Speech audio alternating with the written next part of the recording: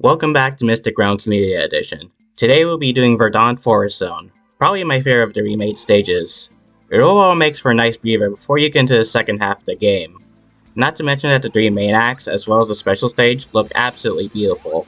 The main gimmick you'll encounter here is these mushroom platforms that will increase the height they take you the longer you bounce on them. Like with Castle Eggman, there's also bramble floors that hurt you when you touch them.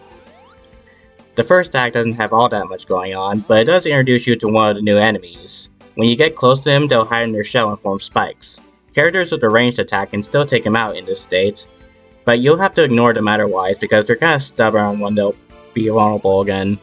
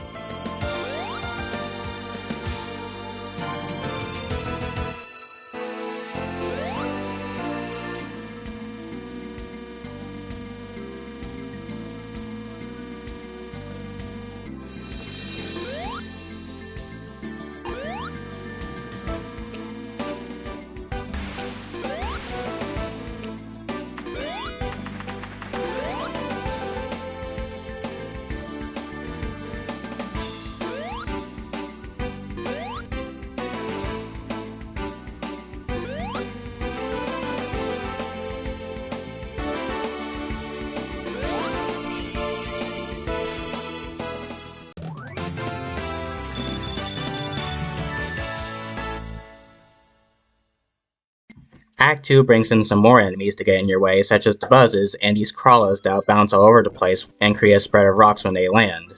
They like to come out of bumfuck nowhere, so try the best to move you along with the stage whenever they're around. Lastly, there's also these spinning chains that have nothing at the end of them at first, but I think the intention is that if the turtle bandits are in their spike form, then the chains will carry them as if they were spike balls. Once you reach the second outdoor area, the shrine is located down below off to the left where the start of the area is. The next indoor area can be a little tricky since in order to progress, you have to deal with a spring train in which the springs are not only vertical springs, but they're also far apart from each other and angled a little weird. If you played Soul Sustancia 2, then it's basically the whole you have to steer while using the springs to actually get to the place where you need to be. The level used to end after this section, but as of recent, they extended it a little bit.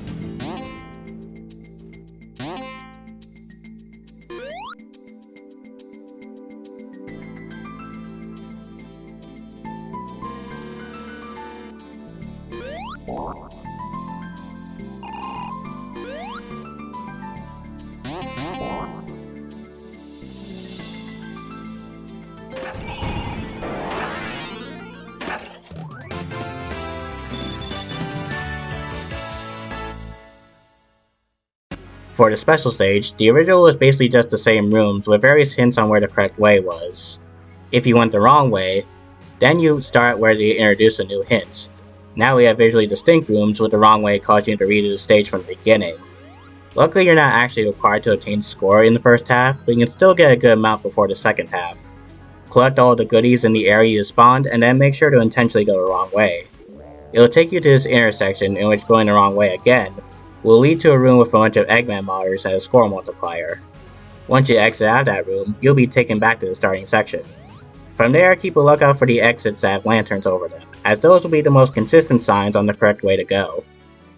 There's this one room that has a bunch of wood platforms with a force shield in the middle of them, and you have to make your way to a platform that has a waterfall next to it. If you're playing as Sonic, you then need to use the rebound dash to get up to the platform above that one, but how in the ever-loving fuck would you ever get out of this area as someone like Amy, who usually has no verticality whatsoever? Anyway, the level eventually turns into Hazy Maze Cave from Mario 64. If you know the locations of the stars, then those will be where you can pick up some continues. I mostly prefer taking the left path since that's where you need to go to get the metal cap. After that is a room I like, in which it's a replica of one of the previous rooms, except it'll look like you're walking on it sideways. I just think it's really cool. But after that room is where the real level begins. You can take any path you want, but I consistently take the path I show here to get my score up to A rank. At one point you'll reach the room with the Eggman modders, but this time it will take you to the goal when you exit. Kind of a dick move to those who are already having trouble with the first half. The ending area is a good opportunity to get that last bit of score needed to reach the threshold for the Super Emerald or A rank.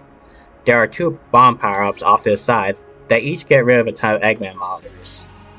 Now I'm sure that everyone has played this level absolutely dreads it, but I'm mainly biased towards the music.